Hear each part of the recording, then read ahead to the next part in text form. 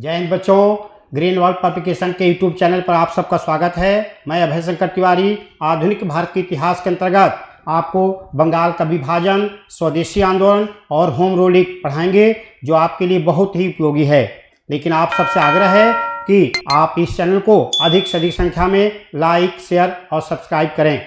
ठीक है, आइए शुरू करते हैं। बंगाल विभाजन, स्वदेशी आंदोलन और होम रूलिंग। बच्चों, ये राष्ट्रीय आंदोलन का दूसरा चरण है। हमने इसके पहले आपको राष्ट्रीय आंदोलन का प्रथम चरण पढ़ाया था, भारतीय राष्ट्रीय कांग्रेस की स्थापना। और ये दूसरे चरण 1905 से लेकर 1919 की घटनाएं दूसरे चरण के अंतर्गत पढ़ते हैं। तो ये राष्ट्रीय आंदोलन का बच्चों ये दूसरा चरण है, ये ध्यान रखिएगा। राष्ट्रीय आंदोलन के ये दूसरा चरण है, ये ध्यान से आपको समझना है, जो आपके परीक्षा के दृष्टि से बहुत ही महत्वपूर्ण है कि द्वितीय चरण है बच्चों। द्वितीय चरण ये कब से कब तक माना जाता है? राष्ट्रीय आंदोलन का द्वितीय चरण ये आपके 1905 से लेकर के 1919 ईस्वी तक की घटना, इसके अंतर्गत हम लोग को पढ़ना है। ये ध्यान रखिएगा, ये बहुत इंपॉर्टेंट टॉपिक है। अध्यापक भर्ती परीक्षा के दृष्टि से ये बहुत उपयोगी है। इससे जरूर प्रश्न आएंगे और प्रीवियस परीक्षाओं में इससे प्रश्न निश्चित ही आए हुए हैं। तीसरे बच्चों, इसको थोड़ा सा सावधानी से आपको पढ़ना है और इसको कि राष्ट्रीय आंदोलन का द्वितीय चरण जो है इतना महत्वपूर्ण क्यों है, ये आपको जो है परीक्षा के दृष्टि से क्यों महत्वपूर्ण है, जो 1905 से 1919 तक की घटनाएं पढ़ना है। और जो है इसके अंतर्गत हम लोग एक एक घटनाओं को लेकर पढ़ेंगे कि 1905 में बंगाल विभाजन की जो घोषणा हो रही है, अंग्रेजों का आप जानते हैं शुरू से ही उद्देश्य रहा भारत की राष्ट्रीय एकता को कमजोर करना, फूट डालो राज करो की नीति अपनाना, जिससे कि वो आसानी से अपनी शासन व्यवस्था संचालित कर सके। और तत्कालीन जो है वायसराय 1905 में भारत में जो थे लॉर्ड कर्जन थे। लॉर्ड कर्जन ने संयुक्त बंगाल को जो है प्रशासनिक असुविधा का बहाना बना करके कि बंगाल बहुत बड़ा प्रांत है और इसमें शासन व्यवस्था संचालित करने में असुविधा हो रही है, इसको दो भागों में विभाजित करने की घोषणा उन्होंने कर दिया था। 20 जुलाई 1905 को विभाजन की घोषणा बच्चों की गई। किसके द्वारा? लॉर्ड कर्जन के द्वारा, तत्कालीन वायसराय। ये ध्यान रखिएगा, बंगाल विभाजन हम लोग को पढ़ना है बच्चों। ये बंगाल विभाजन मैं आपको बताना चाह रहा हूं। बंगाल विभाजन, इसको बंग भंग भी कहा जाता है बच्चों। बंगाल विभाजन जो है इसको बंग भंग भी कहा जाता है। बंग भंग, इसको बंग भंग कहा जाता है। ध्यान रखिएगा, बंगाल विभाजन ये कब हो रहा है बच्चों? 1905 में बंगाल विभाजन की घोषणा हो रही है। 1905 ईस्वी में बंगाल विभाजन घोषणा हो रही है। बंगाल विभाजन किसने किया बच्चों? लॉर्ड कर्जन, तत्कालीन viceroy Lord Curzon. Viceroy Lord Curzon के द्वारा, लॉर्ड कर्जन इन्होंने क्या कहा? इन्होंने कहा कि संयुक्त बंगाल बहुत बड़ा प्रांत है, शासन व्यवस्था चलाने में असुविधा हो रही। प्रशासनिक असुविधा का बहाना बनाकर लॉर्ड कर्जन ने जो है प्रशासनिक असुविधा का बहाना बनाया था। प्रशासनिक असुविधा का बहाना बनाया था बच्चों। असुविधा का बहाना बनाकर ये काम किए थे। बहाना बनाए थे, बहाना बनाकर जो है देश की एकता को खंडित करने के लिए, एकता को खंडित करने के लिए बच्चों, कमजोर करने के लिए यह काम किया गया था। खंडित करने के लिए पूर्वी बंगाल और पश्चिमी बंगाल में विभाजन किया गया। पूर्वी बंगाल है ये और ये पश्चिम बंगाल है। ये पश्चिम बंगाल, पश्चिमी बंगाल में विभाजन हुआ था बच्चों, ये ध्यान रखिएगा। पश्चिमी बंगाल, सबसे बड़ी बात क्या है, ये हिंदू मुस्लिम का आधार पर किया गया था। पूर्वी बंगाल मुस्लिम बहु क्षेत्र था, 80% मुसलमान थे और वहां 20% हिंदू थे। तो इसलिए जो है धर्म के आधार पर इसको दो भागों में विभाजित किया गया। पूर्वी बंगाल में जो है मुसलमान जो है 80% थे, 80% यहां पर थे। और पश्चिम बंगाल में हिंदू जो है हिंदू बच्चों यहां 80% हिंदू थे। तो इसलिए धर्म के आधार पर दो भागों में भी इसको विभाजित कर दिया गया कि देश की एकता कमजोर हो जाए। लेकिन जो है ये घोषणा जो की गई थी करने के लिए, ये ध्यान रखिएगा कब किया गया था? 20 जुलाई बच्चों, 20 जुलाई 1905 1905 को यह घोषणा की गई। घोषणा हुई थी बच्चों, और इसका जबरदस्त विरोध हुआ था। पूरे भारत में विद्रोह ने इसके खिलाफ जो है आंदोलन चलाए गए और जबरदस्त विरोध हुआ, क्योंकि भारतीय अच्छी तरह जानते थे कि देश की एकता को खंडित करने का एक बहुत बड़ा प्रयास है, ये अंग्रेजों का एक बहुत बड़ा प्रयास था, ये ध्यान रखिएगा। तो इसके प्रतिक्रिया घोषणा हुई थी। तो प्रतिक्रिया में भारतीयों ने क्या किया? प्रतिक्रिया में जो है आपको 7 अगस्त बच्चों, 7 अगस्त 1905 को सुरेंद्र नाथ बनर्जी बच्चों वहां के स्थानीय नेता थे, सुरेंद्र नाथ बनर्जी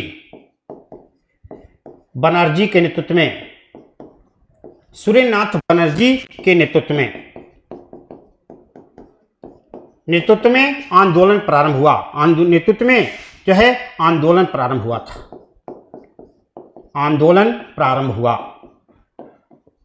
प्रारंभ हुआ था बच्चों, ये आपको समझना है।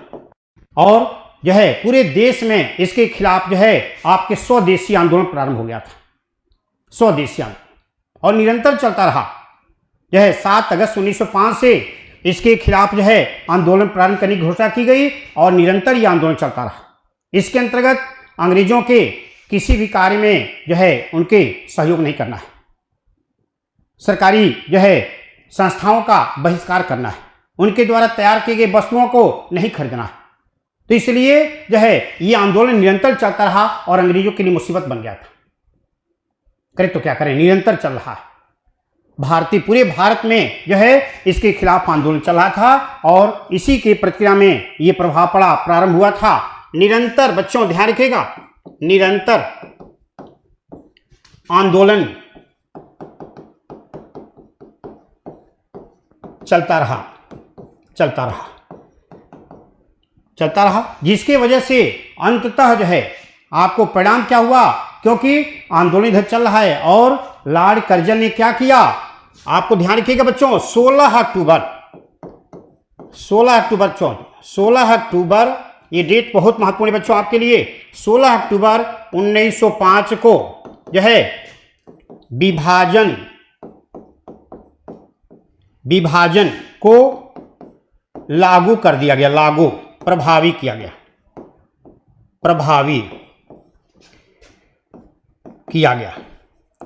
गया था बच्चों, किया गया था। ये विभाजन जो है ये डेट बहुत महत्वपूर्ण है, 16 अक्टूबर 1905 को, यानी बंगाल विभाजन प्रभाव में आ गया, 2 भागों में विभाजित हो गया, देश की एकता को खंडित करना, कमजोर करना, और ये अंग्रेजों का बहुत बड़ा चाल था। और इस तिथि को ध्यान रखिएगा, जो है इस तिथि को पूरे भारत में बच्चों, इस तिथि को संपूर्ण भारत में राष्ट्रीय शोक दिवस के रूप में मनाया गया। भारतीयों ने शोक दिवस मनाया इसमें, और रविन्द्रनाथ टैगोर के प्रयास से कोलकाता में जो है राखी दिवस के रूप में मनाया गया। हिंदू मुसलमान एक दूसरे के कलाई में राखी बांध करके अपनी एकता को सिद्ध की कि एक दूसरे की हम लोग रक्षा करें। अंग्रेजों का जो चाल है जो है हिंदू मुस्लिम के आधार पर विभाजन करना, ये सफल नहीं होने देंगे। ये ध्यान रखिएगा बच्चों, इस तिथि को राष्ट्रीय शोक दिवस के रूप में मनाया गया था बच्चों, राष्ट्रीय शोक दिवस के रूप में मनाया गया, के रूप में जो है मनाया गया था बच्चों। और निरंतर जबरदस्त आंदोलन चल रहा था, अंग्रेजों के लिए मुसीबत हो गया था, करे तो क्या करें। तो ये बच्चों ये निरंतर आंदोलन चलता था, कब तक चलता रहा, कब तक चला भाई, 1911 तक जो है ये आंदोलन चला है बच्चों, चलता रहा।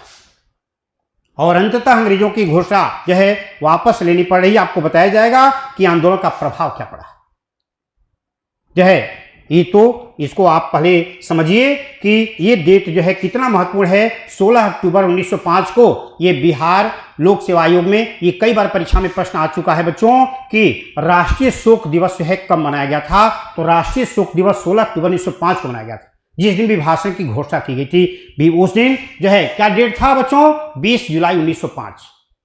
लेकिन जिस दिन विभाजन लागू हुआ उस दिन डेट है 16 अक्टूबर 1905, और इसी दिन राष्ट्रीय शोक दिवस के रूप में मनाया गया था। और रविन्द्रनाथ टैगोर के प्रयास से राखी दिवस के रूप में भी मनाया गया। ये ध्यान रखिएगा, शोक दिवस के रूप में मनाया गया। रविन्द्रनाथ टैगोर के प्रयासी से राखी दिवस के रूप में भी बच्चों मनाया गया था। इस चीज को आपको ध्यान रखना है, समझना है, इस चीज को समझना है।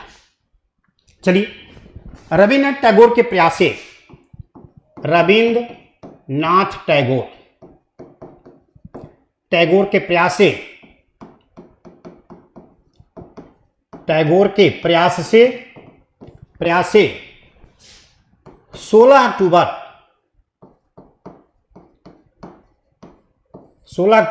1905 को राखी दिवस के रूप में मनाया गया था। बच्चों, पूछा जाता है राखी दिवस के रूप में मनाया गया, राखी दिवस कब मनाया गया था, ये पूछा जाता है। राखी दिवस के रूप में मनाया गया था,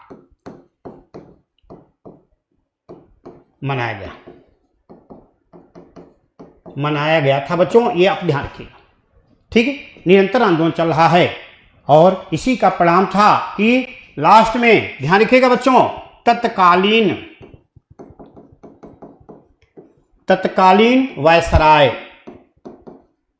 वायसराय लॉर्ड हार्डिंग द्वितीय, बच्चों लॉर्ड हार्डिंग द्वितीय ने क्या किया था बच्चों? लॉर्ड हार्डिंग द्वितीय ने 12 दिसंबर 1911 को दिल्ली दरबार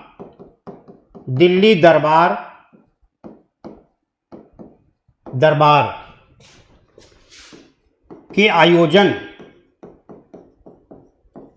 के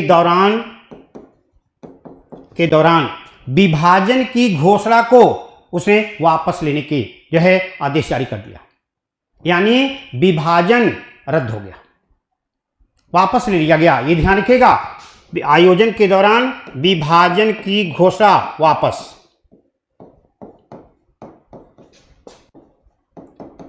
घोषणा रद्द कर दी गई बच्चों, रद्द कर दिया गया। तो ये आपसे पूछा जा सकता है कि जो है ये क्यों रद्द हो गया था? क्योंकि निरंतर आंदोलन चल रहा था और इसी का परिणाम था कि लॉर्ड हार्डिंग द्वितीय ने दिल्ली दरबार के आयोजन के दौरान जो है इस विभाजन की घोषणा को रद्द कर दिया, घोषणा रद्द कर दिया गया। ये सबसे इंपॉर्टेंट बात है। तो ये डेट ध्यान रखिएगा, 12 दिसंबर 1911 को। और इसी दौरान जो है लॉर्ड हार्डिंग ने जो राजधानी भारत की कोलकाता थी उसको दिल्ली स्थानांतरित करने का, और जो सुप्रीम कोर्ट दिल्ली कोलकाता था उसको जो है दिल्ली स्थानांतरित करने का आदेश जारी किया था। ये दिल्ली दरबार के आयोजन के दौरान ही हुआ था। जॉर्ज पंचम आए थे, उनके स्वागत में ये सब किया गया था। तो ये बच्चों ध्यान रखिएगा, ये परीक्षा में आपसे प्रश्न पूछा जाता है। तो बंगाल विभाजन पर जो प्रश्न आता है कि बंगाल विभाजन की घोषणा किसने और कब किया था, बंगाल विभाजन कब प्रभावी हुआ था, बंगाल विभाजन के प्रतिक्रिया में कौन सा आंदोलन शुरू किया गया था, और स्थानीय नेता कौन थे जो नेतृत्व किए थे? वो सूर्यनाथ बनर्जी। और कौन वायसराय था जो विभाजन की घोषणा को रद्द कर दिया, वापस ले लिया था? तो लॉर्ड हार्डिंग द्वितीय। और घोषणा कौन किए हैं? Lord Curzon. और ये वापस लेने की घोषणा इन्होंने कर दिया था। तो इतनी बातें बच्चे जो है आप लोगों को क्लियर होनी चाहिए, क्योंकि परीक्षा में इससे प्रश्न आते हैं। जो पूर्वी बंगाल था, जिसको आज बांग्लादेश कहा जाता है, पूर्वी बंगाल जो है असम चटगांव वगैरह का क्षेत्र था उसमें, और पश्चिम बंगाल जो आपके पश्चिम बंगाल आपके एक जो है राज्य है वो, और बिहार उड़ीसा भी उसी में था। ये हिंदू बहुल क्षेत्र था, इसलिए इसको विभाजित किया गया था। तो इतनी बातें आपको क्लियर होनी चाहिए। और इसी की प्रतिक्रिया में जो है बच्चों हम लोग को पढ़ना है स्वदेशी आंदोलन। स्वदेशी आंदोलन जो प्रारंभ हो रहा है बच्चों, जो है स्वदेशी आंदोलन। और स्वदेशी आंदोलन आपके इसी के प्रतिक्रिया में 1905 से प्रारंभ हो गया था। 1906 से ये प्रारंभ होता है, ये ध्यान रखिएगा। और स्वदेशी आंदोलन जो हो रहा है इसके अंतर्गत क्या था? अंग्रेजों के जो है कार्य में सहयोग नहीं करना है, उनके द्वारा तैयार किए गए वस्तुओं को नहीं खरीदना है, और सरकारी संस्थाओं का जो है पूरी तरह से बाइकाट करना है। ये निरंतर आंदोलन चलता रहा, ध्यान रखिएगा। जो है स्वदेशी आंदोलन 7 अगस्त 1905 से जो है आपके कब तक चला भाई? आपके 12 दिसंबर बच्चों,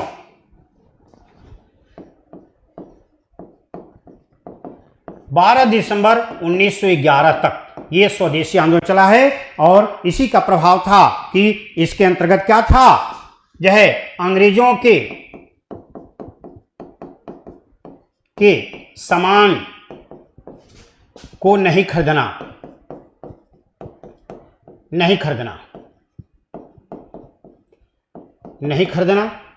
सरकारी संस्थाओं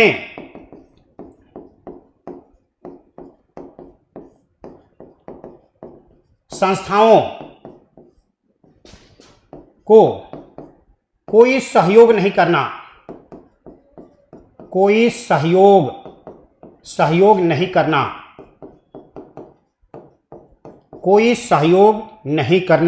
और तीसरी बड़ी बात क्या है, अंग्रेजों के सभी कार्यों का बहिष्कार करना, अंग्रेजों के कार्यों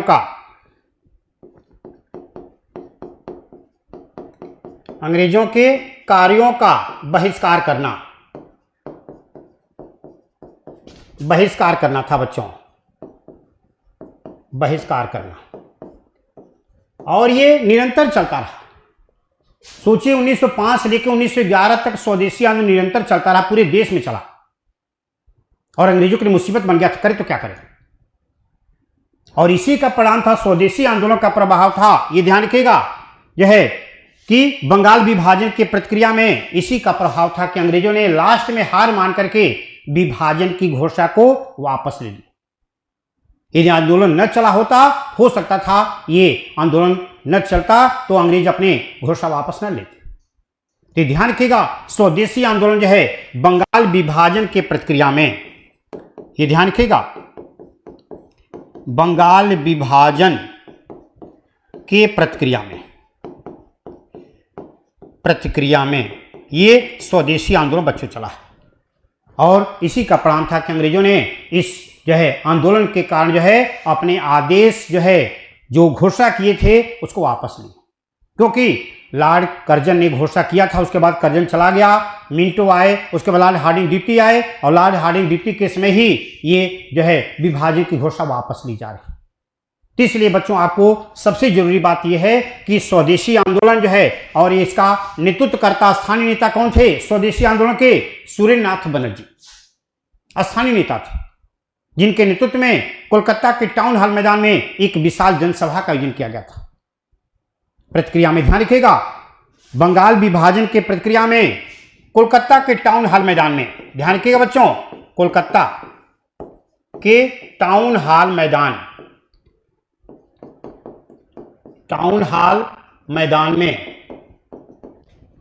में जनसभा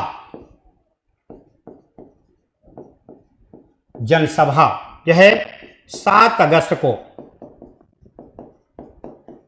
1905 को हुई थी,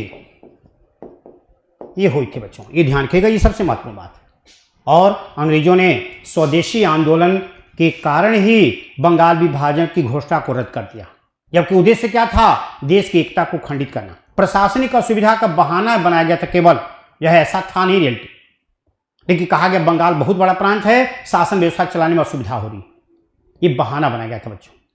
तो इतनी बातें मैं समझ रहा हूं कि क्लियर होगी, क्योंकि यह स्वदेशी आंदोलन जो है कब प्रारंभ किया गया था और कब समाप्त हुआ है, ये बात क्लियर होनी चाहिए। और इसके अंतर्गत कौन कौन से कार्य किए जाते थे, मैंने बताया, अंग्रेजों के कोई भी सामान नहीं खरीदा जाता था, तैयार किए जो सामान उत्पाद करते थे, सरकारी संस्थाओं में कोई सहयोग नहीं किया जाता था, और अंग्रेजों के कार्यों का बहिष्कार करना था, इसके अंतर्गत कार्यक्रम होते थे।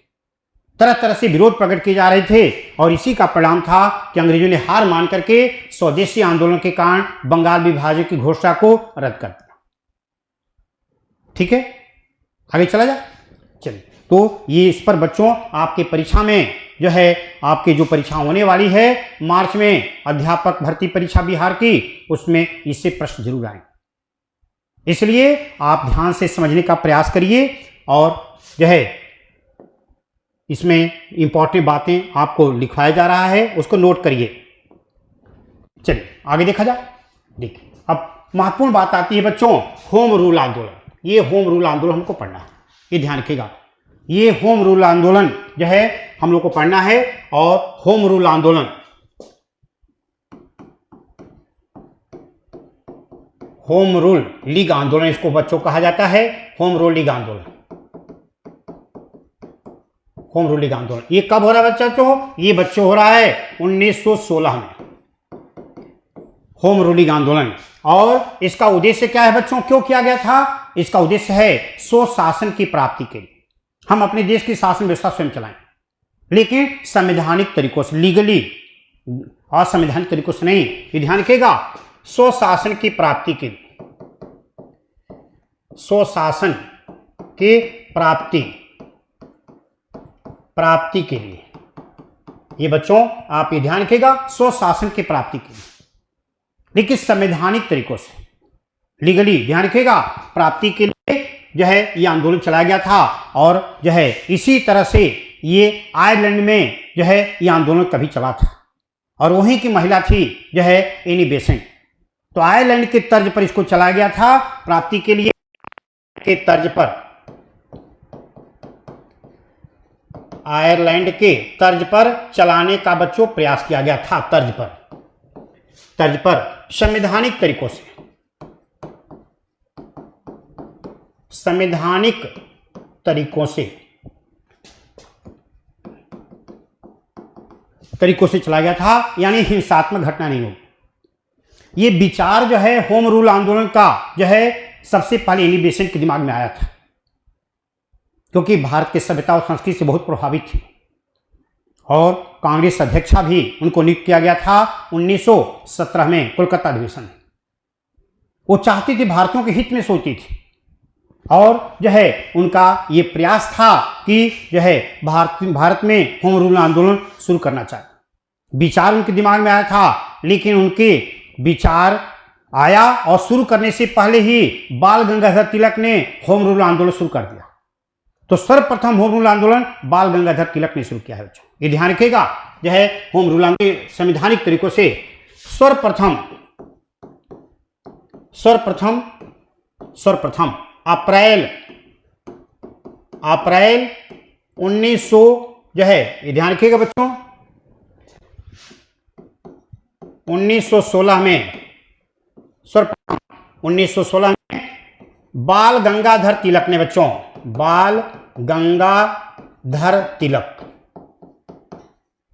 तिलक ने प्रारंभ किया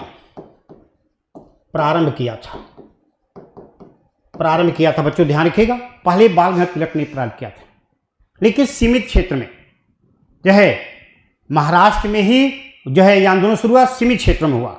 लेकिन जो है ये आंदोलन जो है सबसे पहले बाल गंगाधर तिलक ने ही प्रारंभ किया था। दूसरी बात क्या है, जो है पूना इनका प्रमुख केंद्र था, केंद्र बनाकर सीमित क्षेत्र में बच्चों, ये सीमित क्षेत्र में प्रारंभ किए थे, सीमित क्षेत्र में शुरू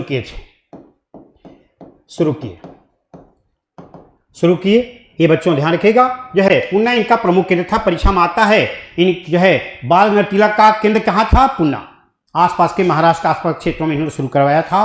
और जो है इसके प्रचार केंद्र बनाकर, प्रचार के लिए बच्चों, प्रचार के लिए केसरी, ये ध्यान रखिएगा, हम यहां पर लिख रहे हैं प्रचार के लिए समाचार पत्र। इनका समाचार पत्र क्या था बच्चों? ये ध्यान रखिएगा, केसरी समाचार पत्र बच्चों जो है मराठी में छपता था, मराठी में केसरी, और मराठा अंग्रेजी में। ये बच्चों आप जा सकता है अंग्रेजी में समाचार पत्र प्रकाशित करवाते थे बच्चों,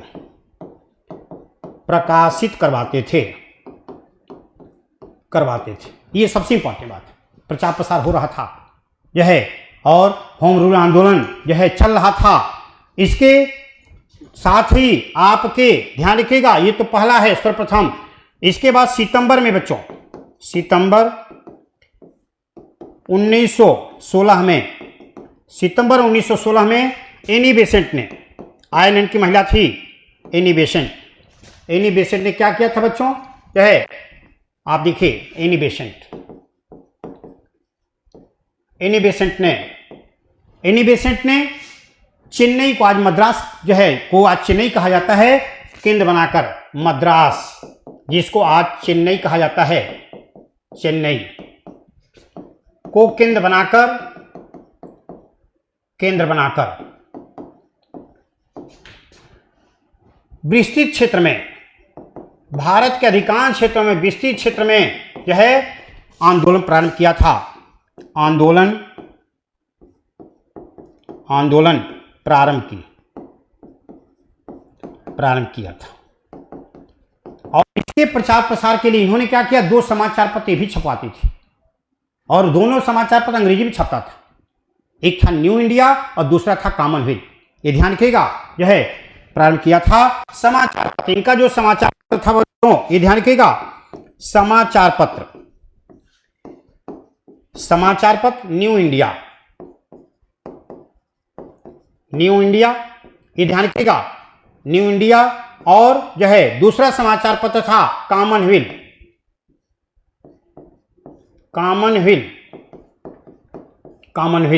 न्यू इंडिया और कॉमनवेल्थ दोनों अंग्रेजी में छपाती थी, अंग्रेजी में जो है प्रकाशित करवाती थी, प्रकाशित होता था। बड़े क्षेत्र में इनका आंदोलन चल रहा था, लेकिन 1917 में इनको कांग्रेस अध्यक्ष बना दिया गया एनी बेसेंट को, और उसी के कुछ महीना बाद जो है बाल गंगाधर तिलक जो है आपके वैलेंटाइन सिरोल पर मानहानि की मुकदमा करने के लिए लंदन गए, क्योंकि उसने कहा था, वैलेंटाइन सिरोल ने, कि भारत में अशांति के जनक बाल गंगाधर तिलक हैं, यानी भारत में अशांति के पिता जो है बाल गंगाधर तिलक को उसने कहा था। तो इस आरोप के खिलाफ जो है इन्होंने मानहानि का मुकदमा करने के लिए लंदन चले गए 1918 में। एनी बेसेंट 1917 में अध्यक्षा बन गई, तो डिस्टर्बेंस हो गया, और डिस्टर्बेंस के कारण जो है ये आंदोलन, होम रूल आंदोलन अपने लक्ष्य को प्राप्त नहीं कर पाया, क्योंकि जो है एनी बेसेंट भी जो है राष्ट्रीय अध्यक्ष बनने के बाद जो है इनका थोड़ा सा जो है ध्यान इधर कम हो गया। और दूसरा एक कारण यह भी था बच्चों, इसी दौरान जो है आपको गांधी जी सक्रिय राजनीति में, भारत के राजनीति में सक्रिय हो गए, क्योंकि गांधी जी 9 जनवरी 1915 को दक्षिण अफ्रीका जब वापस आए थे, उसी दिन प्रवासी दिवस मनाया जाता है, उसी उपलक्ष्य में हर साल 9 जनवरी को जब वापस आए थे, तो उनके राजनीतिक गुरु कौन थे, गोपाल कृष्ण गोखले।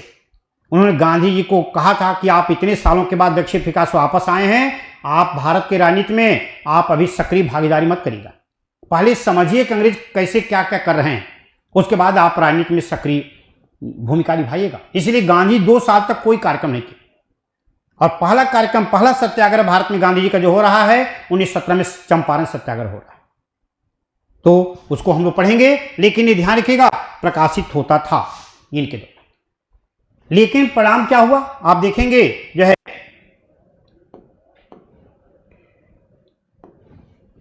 परिणाम क्या हुआ बच्चों, यहां पर देखेंगे आप, जो है एनी बेसेंट जो है कांग्रेस अध्यक्षा बन गए। जैसे मैंने बताया, एनी बेसेंट 1917 में एनी बेसेंट कांग्रेस अध्यक्षा बन गई।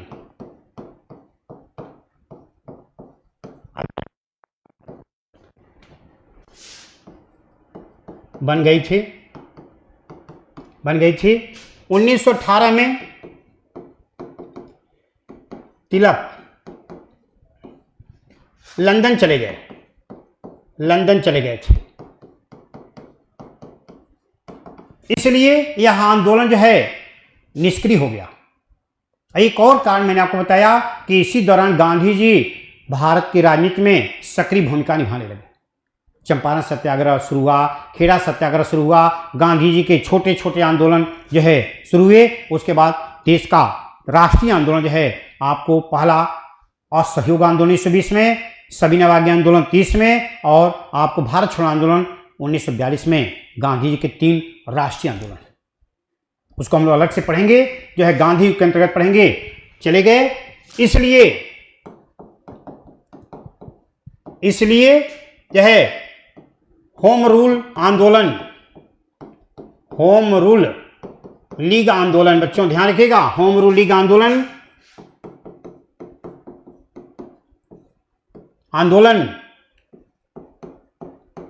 अपने लक्ष्य को नहीं प्राप्त कर पाया, नहीं प्राप्त कर सका था। तो ये बच्चों आपसे पूछा जा सकता है, होम रूल आंदोलन सबसे पहले किसने और कहां से प्रारंभ किया था? होम रूलिंग आंदोलन जो है आपको सितंबर में मद्रास को केंद्र बनाकर के किसने प्रारंभ किया था? तो इन्हीं बेसेंट प्रारंभ की थी, जबकि दिमाग उनके पहले आया था, लेकिन तिलक ने सर्वप्रथम इसको प्रारंभ कर दिया था। तो ये चीजें आपको जानेंगे। और गांधी जी धीरे धीरे राजनीति में सक्रिय हो गए थे। गांधी जी के राजनीति में सक्रिय हो जाना, ध्यान रखिएगा, गांधी जी के द्वारा राजनीति में सक्रिय भूमिका निभाना, ये ध्यान रखिएगा बच्चों, गांधी जी राजनीति में सक्रिय भूमिका निभाने लगे।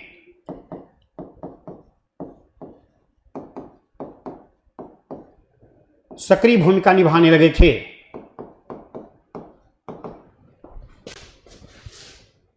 निभाने के लिए जो है क्रमशः, बच्चों ये ध्यान रखिएगा, आपसे परीक्षा में पूछा जा सकता है, गांधी जी ने क्रमशः कौन कौन सा आंदोलन शुरू किया था? तो ये ध्यान रखिएगा, क्रमशः आपके ध्यान रखिएगा, चंपारण सत्याग्रह,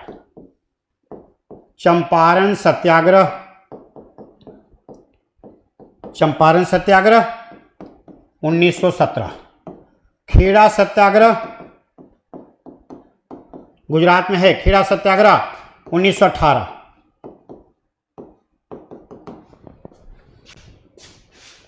प्रारंभ किया गया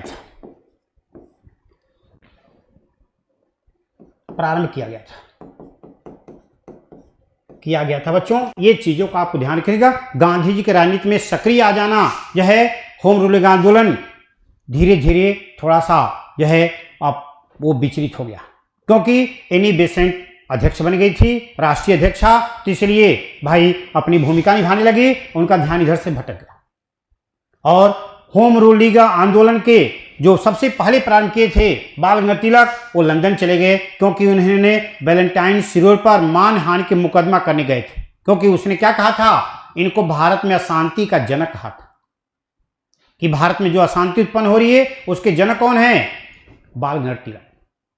इसलिए ये आंदोलन जो है अपने लक्ष्य को नहीं प्राप्त कर पाया, इसके फैक्टर को आपको जानना है, ये ध्यान रखिएगा। इसी दौरान बच्चों आप ध्यान रखिएगा, गांधी जी की जो भूमिका तो ही है, इसी दौरान भारत में आपको हो रहा है बच्चों एक, ध्यान रखिएगा, खिलाफत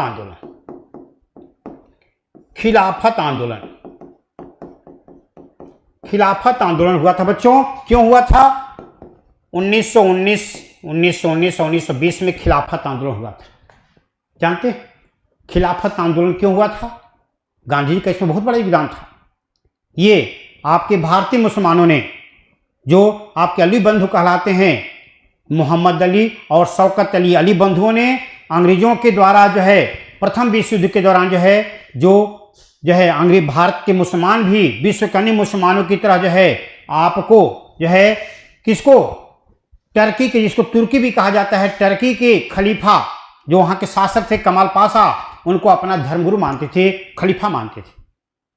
और प्रथम विश्व युद्ध में ब्रिटेन जीतने के बाद टर्की के तत्कालीन शासक को अपमानित किया था, पदच्युत कर दिया था, क्योंकि उसका संरक्षित देश था और टर्की भी इससे प्रभावित था। इसलिए टर्की के खलीफा को जो है उसमें तत्कालीन जो शासक थे उनको पदच्युत कर दिया गया।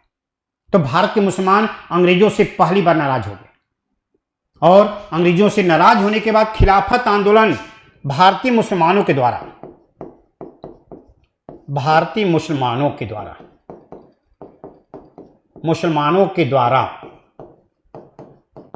अली बंधु, जिनको कहा जाता है अली बंधु, बच्चों दोनों भाई थे, अली बंधु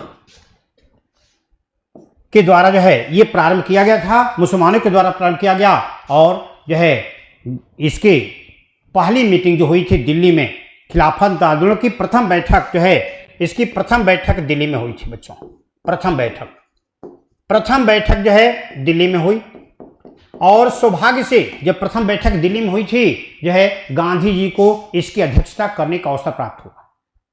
प्रथम बैठक की अध्यक्षता गांधी जी करते हुए जो है उन्होंने क्या किया, भारतीय मुसलमानों को पूरी तरह से अंग्रेजों के खिलाफ भड़का करके अपने पक्ष में कर दिया, मोटिवेट कर दिया। और भारतीय मुसलमान भी कांग्रेस के साथ जो है कंधा से कंधा मिलाकर अंग्रेजों के खिलाफ आंदोलन करने के लिए राजी हो।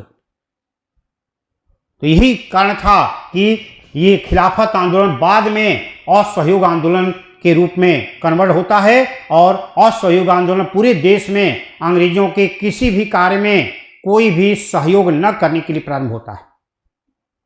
कोई भी सहयोग नहीं होना चाहिए। उनके न्यायालय में हम मुकदमा लेकर नहीं जाएंगे, उनके स्कूल में अपने बच्चों को नहीं पढ़ाएंगे, उनके द्वारा तैयार किए गए सामान को नहीं खरीदेंगे, लेकिन सभी कार्य अहिंसात्मक तरीके से करेंगे। तो ध्यान रखिएगा, ये प्रथम बैठक दिल्ली में हुई, दिल्ली में, और गांधी जी ने इसकी अध्यक्षता कर दिया था।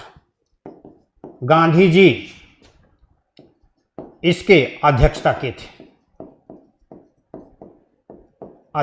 किए थे, ये ध्यान रखिएगा। और मुसलमानों को अपने पक्ष में कर लिए थे पूरी तरह से। इसी का परिणाम था कि जो है खिलाफत आंदोलन और सहयोग आंदोलन में जो है मिल करके और पूरी तरह से सक्रिय भूमिका निभाया। तो ये चीज आपको ध्यान रखिएगा। प्रथम बैठक दिल्ली में हुई और जो है 1920 के जो है असहयोग आंदोलन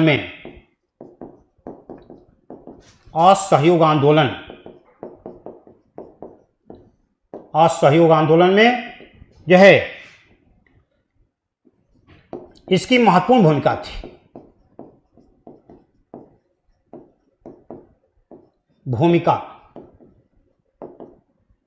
थी। तो ये बच्चों आपको ये जानना है। असहयोग देश का पहला राष्ट्रीय आंदोलन है। इस पर अलग से हम लोग बात करेंगे जब हम लोग पढ़ेंगे गांधी युग। राष्ट्रीय आंदोलन का तीसरा चरण जब हम लोग पढ़ेंगे तब आपको हम बताएंगे कि गांधी युग जो है, क्योंकि गांधी जी उस दौरान भारत की राजनीति में अहम भूमिका निभा रहे थे। 1919 से लेकर के 1947 तक की घटना गांधी युग के अंतर्गत पढ़ते हैं। और आप जानते हैं बच्चों कि गांधी युग में गांधी जी की भूमिका तो थी ही, और 1919 में एक महत्वपूर्ण घटना घटित हुई थी। क्या घटना थी वो? जो है असहयोग आंदोलन के अंतर्गत, तो उसी का परिणाम था असहयोग आंदोलन। लेकिन महत्वपूर्ण घटना क्या थी? बोलिए। रोलेक्ट एक्ट अंग्रेजों के द्वारा लागू किया जाना। रोलेक्ट एक्ट अंग्रेजों ने जो लागू किया था, ये बहुत ही महत्वपूर्ण घटना थी बच्चों, ये ध्यान रखिएगा। हम आपको बता रहे हैं जो है 1919 के रोलेक्ट एक्ट, ये ध्यान रखिएगा। जिसको भारतीय क्या कहते थे? भारतीय इसको काला कानून कहते थे। एक महत्वपूर्ण टॉपिक है बच्चों, ये ध्यान रखिएगा। इसके अलावा जो है रोलेक्ट एक्ट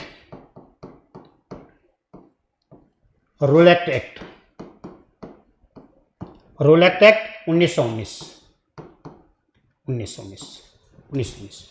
जिसे भारतीय जो है काला कानून कहते थे। इसको भारतीय क्या कहते थे? काला कानून। इसको काला कानून कहा गया। क्यों? क्योंकि सिडनी रूलेट की अध्यक्षता में ये नियम बना था, पारित हुआ था। इसके अध्यक्ष जो थे,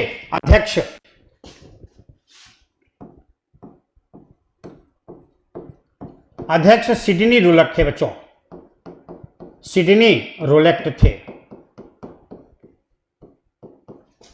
अध्यक्ष सिडनी रूलेट थे, ये ध्यान रखिएगा। और इसे पारित किया गया था। और इसमें क्या व्यवस्था दी गई थी? इसमें ये प्रावधान किया गया था, किसी भी भारतीय को बिना कोई कारण बताए मात्र संदेह के आधार पर उसको बंदी बनाया जा सकता है, और जब तक इच्छा होगी उसको बंदी बनाकर रखा जाएगा। ये ध्यान रखिएगा। जो है बिना कोई कारण बताए भारतीयों को बंदी बनाने का अधिकार दिया गया था। इसके अंतर्गत ये काला कानून था भारतीयों के। बिना कोई जो है आपको कारण बताए गिरफ्तार किया जाएगा। ध्यान रखिएगा। भारतीयों को बिना कोई कारण बताए बिना कारण बताए मात्र संदेह के आधार पर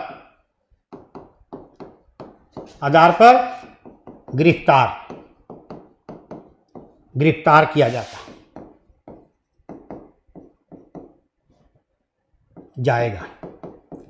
जाएगा। और जब तक इच्छा होगी उसको बंदी बनाकर रखा जाएगा।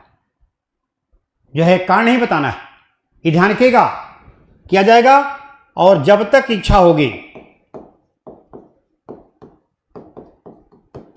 होगी उसे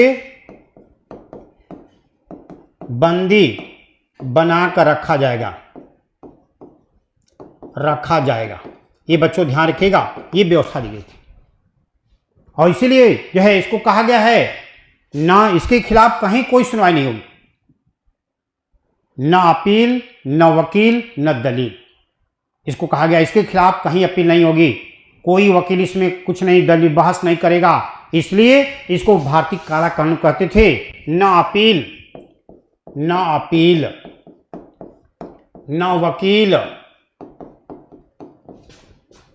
और न दलील वाला कानून कहा गया है बच्चों, ये ध्यान रखिएगा, कहा गया है।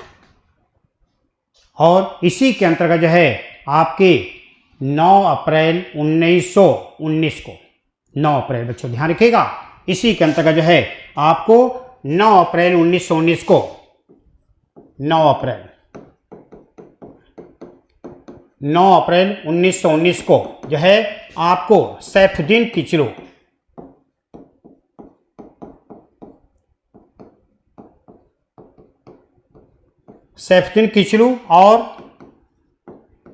और कौन थे? सैफुद्दीन किचलू और सतपाल को गिरफ्तार किया गया था।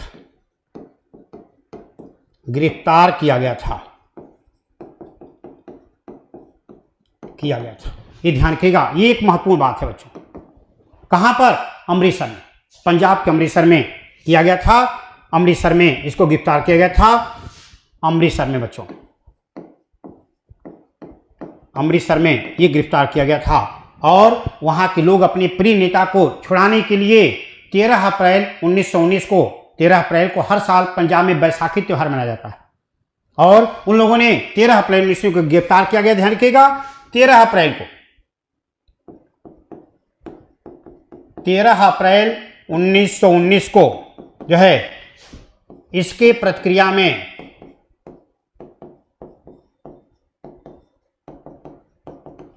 में जो है जलियांवाला बाग में बच्चों ध्यान रखिएगा, बहुत महत्वपूर्ण बात है ये, जलियांवाला बाग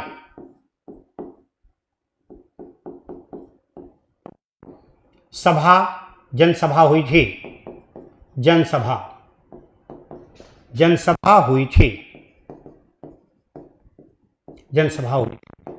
और जनरल डायर ने क्या किया? इस जनसभा पर जो है बिना कोई चेतावनी दिए गोली चलाने का आदेश अपने सैनिकों को दे दिया था, जो पंजाब के अमृतसर जिले के उस समय ब्रिगेडियर था। और इसको ऐसा करने के लिए आदेश जो दिए थे वो पंजाब के उस समय गवर्नर थे। कौन थे? जनरल माइकल ओ डायर जिनको कहा जाता है। उन्होंने ऐसा करने के लिए आदेश दिया था और अमृतसर के ब्रिगेडियर ने, जनरल डायर ने गोली चलाने का आदेश दिया। गोली चली और इसमें हजारों लोग मारे गए। भयानक घटना हुई थी, ये ध्यान रखिएगा। जो है जलियांवाला जनसभा हुई थी, इसमें जनरल डायर ने, ये ध्यान रखिएगा, जनरल डायर ने गोली चलाने का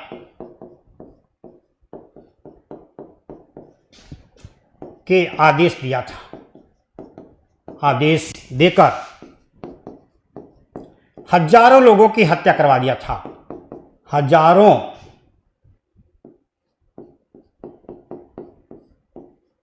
की हत्या करवाया था।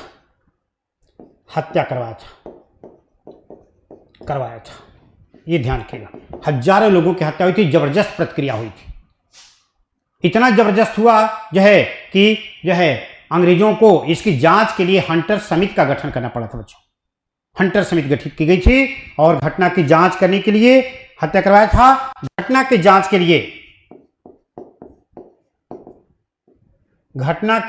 के लिए बच्चों, जांच के लिए हंटर समिति